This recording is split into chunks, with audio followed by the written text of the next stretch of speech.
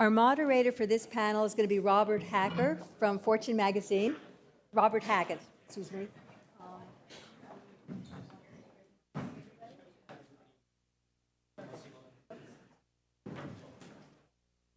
Hey everyone, thanks for joining.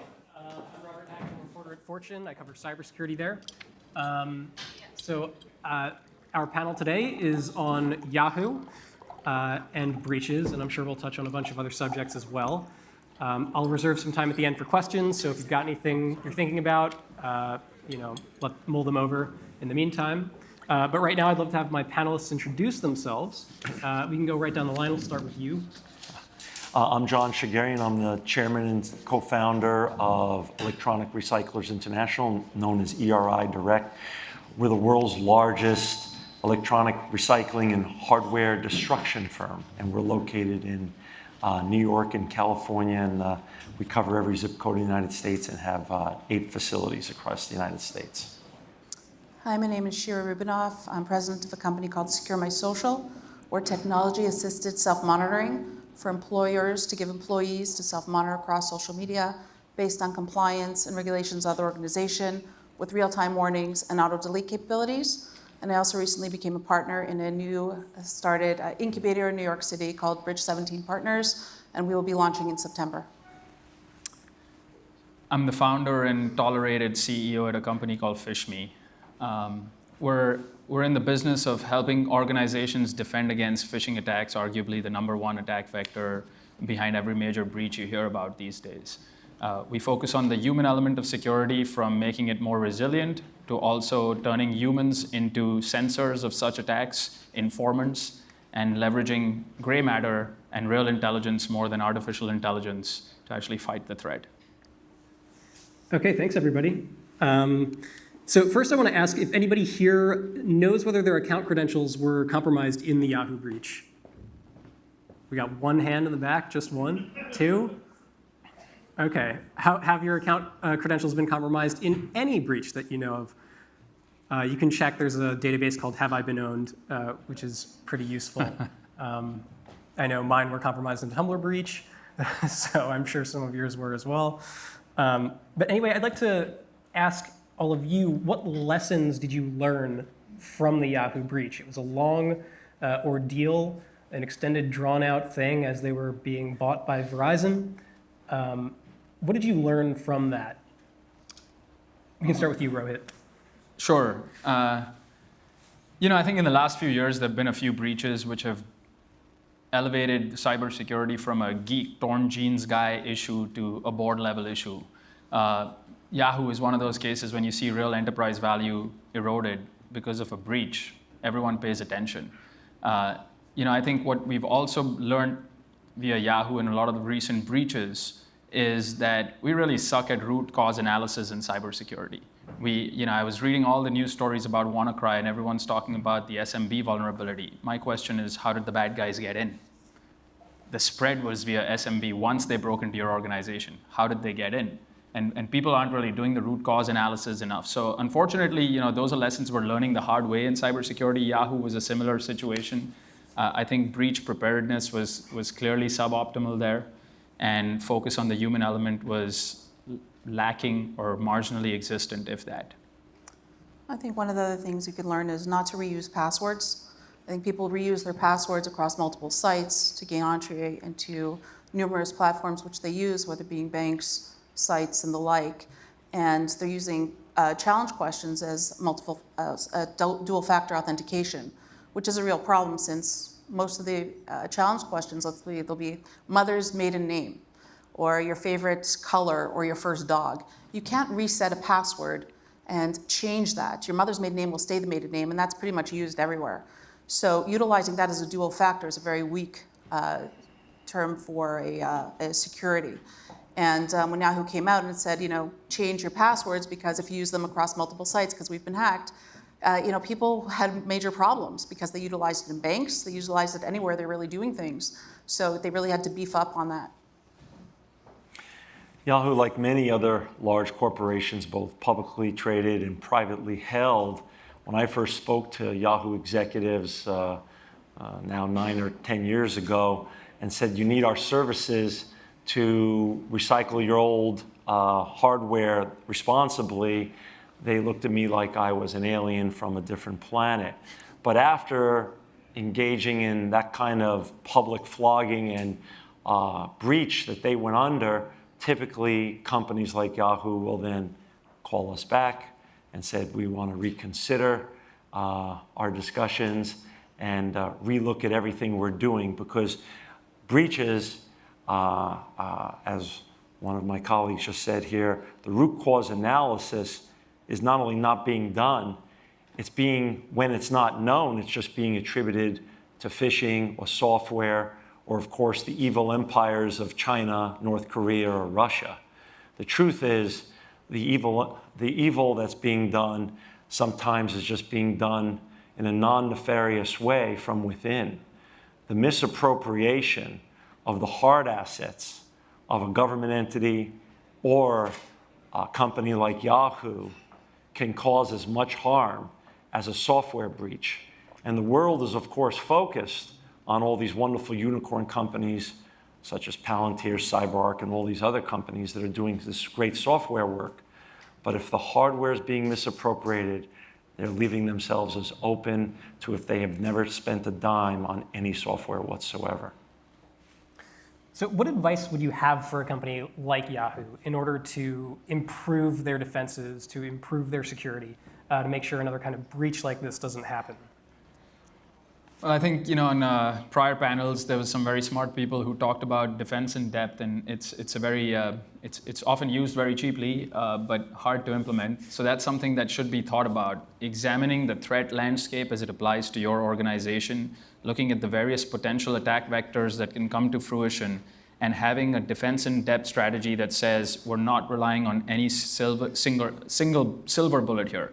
There just isn't any silver bullet in cybersecurity. So, it's really interesting. You walk by conferences and you look at booths of vendors, the talk tracks all around, you buy our shiny blinky box and your problems go away. Unfortunately, that's not the case. I've been in cybersecurity for 16 years and gainfully employed for the single reason that people believe in that.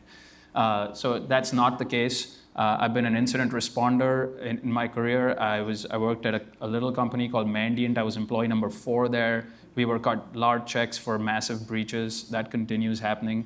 So I think the advice really is have your defense in depth for the preventative aspects, but also be prepared for the attack. It's coming. It's going to happen, and be prepared for an attack and or a breach. And when you kind of look at it holistically, you have to look at it people, process, technology across that board. And I will add on to what Rohit has said. I think you also have to look at the human weakness. That's a part that people tend to overlook. You could develop technology upon technology, put a security upon security, and really build out the technology. At the end of the day, it boils down to social engineering.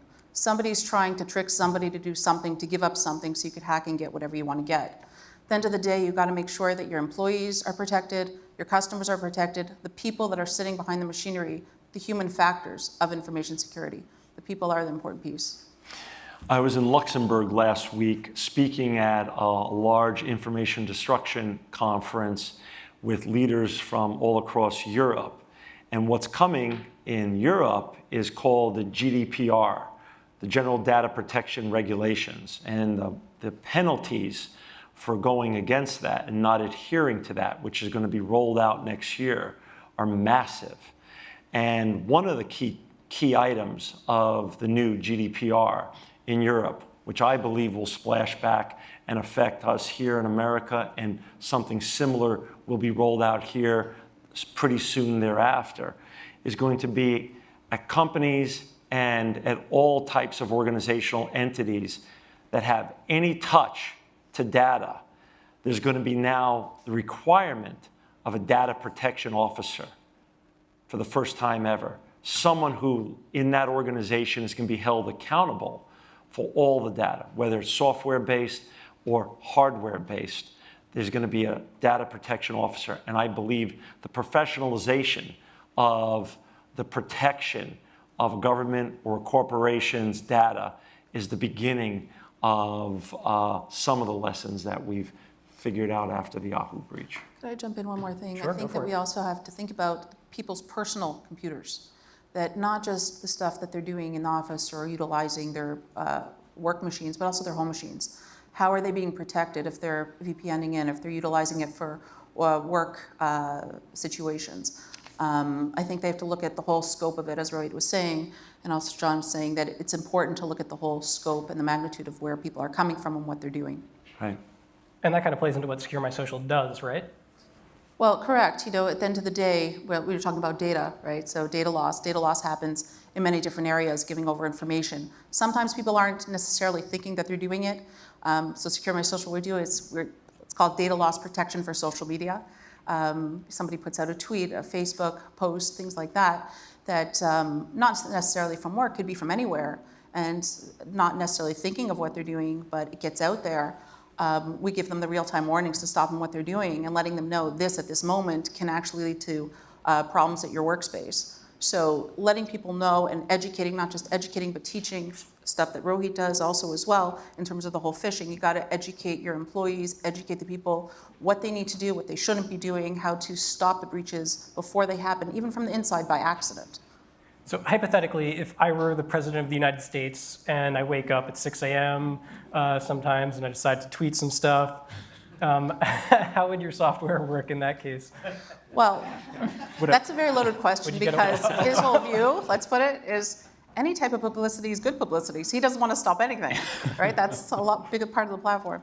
But had he been using Secure My Social and had one of the rule sets be, I won't even go there, but specific things that shouldn't be out there, he'd get the real-time warning, letting him know he did it. Or if so authorized, it could actually be auto-deleted before it goes out, and he'd get a message letting him know it was auto-deleted, but with his authorization now. So John, electronics destruction, that isn't the first thing that comes to mind when you think of cybersecurity. Usually you're thinking of like these kind of like hot little like software products that are doing some fancy threat correlation or something. What does the destruction of electronics have to do with cybersecurity? Maybe you can piece it together for us. Truth be known, when we started the company back in 2005, it was mostly about environmental protection. And we built then the world's largest electronic recycling machines, and they're all across the United States from Boston to Fresno, California. But those machines now that literally turn people's data into dust. This is some examples here of different sizes of how we turn the hardware from data to dust, depending on what government entity or what corporation we're doing the work for, have become the world's largest hardware cybersecurity destruction machine. So there's actually the convergence of two huge trends of cybersecurity and data protection and data destruction with sustainability, doing it in an environmentally responsible way. And those two trends, as an entrepreneur, you have to take it where you get it. And those two trends have equaled a growing business and a growing company as we have it now. These are pretty cool. Could we pass them around? Absolutely. Is that okay? 100%. Does anybody You can care keep to them after that. Okay. Yeah. Well, okay. Rohit, so phishing tends to be the way that attackers get into businesses. How should a business go about protecting itself and making sure its employees don't fall victim to this attack vector? Yeah, so I've been in cybersecurity for about 15 to 16 years. Unfortunately, this has been a perennial favorite since 2001 that I remember responding to attacks. Phishing, that is, whether it's nation-state actors, cyber criminals, hacktivists, it's really the low-hanging fruit for them. And unfortunately, I think one of the panelists, a couple of panels prior, said something really interesting. He said, the threat landscape is evolving very rapidly, and your defensive controls have to be able to rapidly evolve as well. The issue today is when you put a box in, I don't care how artificially intelligent it is, it's just not as smart as humans. Humans can evolve way faster, and attackers are way smarter than those AI boxes. So what's happening is, the technology being used at the perimeter or the endpoint is sort of behind the curve as far as the attacker's gray matter is concerned. Where FishMe comes in, we say you do need those things. You do need the perimeter technologies. You do need the endpoint technology. But if we need to win this battle, you have an adaptive, human-oriented defensive control. You're going to fight human with human here. And essentially what we really focus on is saying, well, reducing susceptibility to phishing is one thing. You're never going to get to zero. There's always residual risk. But the way to minimize that risk is to have a critical mass of your employees who are conditioned to rapidly report suspicious activity that they see in email. So if they come in and rapidly report it, what you're going to be left with is a couple of infections, not data breaches, couple of infections, which are easy and cheaper to clean up. And you get this rapid reporting. To give you an example, my VP of finance, they attempted a wire fraud attack against our organization, FishMe. The fishers love going after FishMe, given our name, I guess. And the attack basically... Practically taunting them. Yeah. Well, we have a bullseye on our back. Well, then, the attacker started off the email, it's to Sam, it's like, hi, blah, blah, blah, wire out this money, it hasn't gone through to this vendor, thanks, so on and so forth. It took Sam, who's our VP of finance, and I guess he can't even really spell the word malware correctly, it took him about 7 seconds to identify this email as suspicious and actually call it out and it get operationalized. That's the key element, get operationalized. If you have knowledge and it's not operationalized, it's no good to me. Reducing click rate without the ability to leverage the folks that are really good at not falling is pointless in my opinion. Now, what Sam was able to do in 7 seconds when he was asked by our IT team, why is it that you were able to find this email to be suspicious when the shebang of silver bullet boxes that we have on our own email servers didn't identify it? He said there were 3 indications in here. The email started with a hi. They were impersonating me to Sam asking for the wire, by the way. The email started with a hi. He said, Rohit never says hi to me. Part 2 was he said, it asked me to wire money. Rohit has never asked me to pay anyone. He only questions why I pay the lawyers so quick. Point number 3, at the bottom of the email, they tried to make it real authentic and it said, sent from my iPhone. Sam's of Korean origin, takes pride in the fact that I use a Samsung phone. So these are factors that technology just simply isn't there. I don't care how artificially smart it is to realize that this is a fish. But contextual awareness on Sam's part took him all of 7 seconds to look at this email, say, I'm going to call it suspicious. It went through now the technical controls that say, operationalize. Sam's reputation at identifying fish is really good. Let's go kill this email and any other emails that look like this on the email server. When you get an email, is there a process that you personally go through to make sure it's not a phishing email? Is there like a checklist? You're like, okay, this is no typos, no weird domain name. As I say, the brain's a muscle, right? So I think like with any other thing, muscle memory develops over time. I think when people are being conditioned originally, they have to be cognizant and be conscious. The goal here is to make it a subconscious activity of having an appropriate amount of skepticism. Not being cynical about email, but appropriate amount of skepticism. I really think what happens is, you eventually evolve to a point where you start identifying. I'll give another quick example, not to hog up the panel time here, but my co-founder was, his email was impersonated, sending an email to me, and the attackers did a really good job of looking at our press releases on our website and wrote up something that looked very appropriate. We had just launched a new product. My co-founder and the CTO says to me, apparently, that we have a major flaw in the product. We're going to have to roll it back from our beta customers, blah, blah, blah. That's what I wake up to at 6:30 one morning, my heart beating hard and adrenaline pumping. And I was about to open that PDF, which had the root cause analysis in it, actually, for the flaw. And I just realized at that point, I'm like, there's 2 things here. The email started saying, with Dear Rohit. Aaron has never in his life called me dear. 1, and the email was about 2 pages long. He doesn't write emails that are more than 2 sentences long, that too with inappropriate grammar in them, right? So again, these are factors, you just build muscle memory over time, and you honestly just have to condition people to say, email is an attack vector, you are a target irrespective of who you are in the organization, and you just have to have the right amount of skepticism, and you get there subconsciously eventually. I'll just jump in on one more thing. I'll piggyback on Rohit, what he's saying, that people are now moving in hyperspeed in the world. Everyone wants to get everything done yesterday. People are not stopping to pause. I think one of the things that Rohit's technology is teaching, as well as my technology, is the stop and pause. It's not just hyperspeed, it's learning that you actually need to look at what you're doing, look at what's coming at you. Take that moment to actually see, is this real, is it wrong? With the Secure My Social, it's the stop and pause, is do you really want to send that thing? Is this right for me to be putting out there? So it's, again, the human factors, the element that's very critical in all the technology that's out there today. I'm picturing what Secure My Social would look like if I made it. It would probably be if you tweeted, it would just, a pop-up would come up and it would say never tweet. So how do you make it It would be that guy with the smarter than hammer that that? like whacks you on the head and says, wake up. How do you make it smarter? Like, what is a compromising piece of information that somebody shouldn't be tweeting out? Well, for example, it depends on which organization you work for. So the way our technology works, there could be different rule sets for different groups within an organization. You want to get rid of all the false positives. You don't want to disrupt the way anyone's doing anything. They'd utilize their social media the way they always have. But if something falls within compliance with the organization that they shouldn't get out there, they'd get their real-time warning via SMS or known email address, wherever they want it. And it would let them know that they got it out there.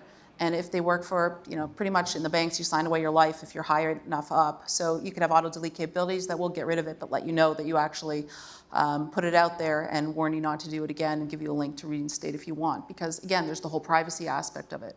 Privacy aspect of social media, you can't tell people what to do on their personal devices, but we are thinking about keeping people secure wherever they are, 24/7. Okay, so I think we have about 5 minutes left, so I'm going to toss it to the audience in just a minute. I want to ask you, John, one last question, which is just how do you dispose of your own phones when you upgrade? Typically, I give them back. Sledgehammer? Yeah, I give them back to my IT department, and they make sure they make their way into the shredder somehow. So. Is that in the box you gave out? Was that your last phone? Yeah, that was my last phone. Okay, cool. I get these things every once in a while. We have all kinds of security at the firm. And I got one a couple weeks ago, and it was somebody trying to load something into my computer in a branch of the firm. And because I picked it, like you said, just didn't seem right. And I called IT, and it took about an hour for somebody to get on my computer. So I wasted an hour of my time. Right. So I asked him, why can't we send them back a virus back down that same pike? And he said, Paul, we probably could, but we're not allowed. I said, well, can I have a friend of mine do it? He says, then you'd be fired. So why are companies, like I'm from Queens, so if there was a fight, I always strike first. Why don't all these companies, why doesn't somebody find a way to just strike back at these people? Yeah, I think Retribution's a very challenging situation in cybersecurity. You have to realize it's an asymmetric battlefield. We're up against nation-state and attackers and highly organized, resourceful cybercriminal rings where I think the resources of both those sets of attackers far exceed that of any corporation typically. Yeah. So if you're going to hack back, which I think the last I know in the US is still illegal, but even if you try to do that through other channels, you better be ready for the retribution that comes post that retribution, which is going to be bad. So I think that's kind of the reason where hacking back is. We can't find who sent it to us. We can't send it, so they can't find who sent it back. I think you're opening yourself up for a challenge if you do with that. It's like, come and get me. They'll come get you. Yeah, You have to be careful of that. I agree. Anyone else have any pressing thoughts or questions? No? Okay. I've got a stupid question. No question is stupid. Thank you for saying that. No problem.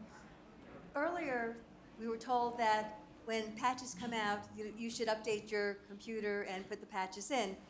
I'm always paranoid. How do I know that that patch or notice that comes out isn't malware that I'm putting on my computer? It's one of our most successful phishing simulation teams, by the way, is sending out an email that tells you to click on a link to apply a patch. You're right. It's highly. There's a chance that you're right. It could be. You're right to be suspicious of those. The other challenge is, again, I'll just go to the patching point. Everyone's been talking about patching as it relates to the WannaCry issue. Most of the operating systems that were affected, including Windows XP, were end-of-lifed in 2013. That was 4 years ago. If you're using operating systems that are 4 years beyond end of life, you have bigger problems, I think.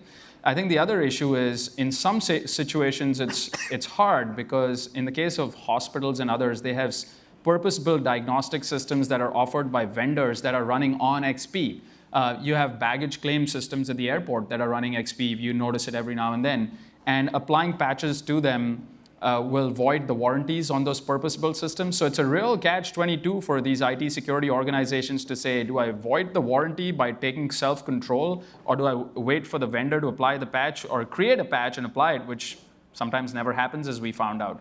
So that's where defense in depth really plays in, saying, okay, the patching is one piece to it. What else can I do to limit the damage? Can I segment my network to say, if this system were compromised, the attack wouldn't get beyond the infected system or a couple of systems? What other controls can I put around it?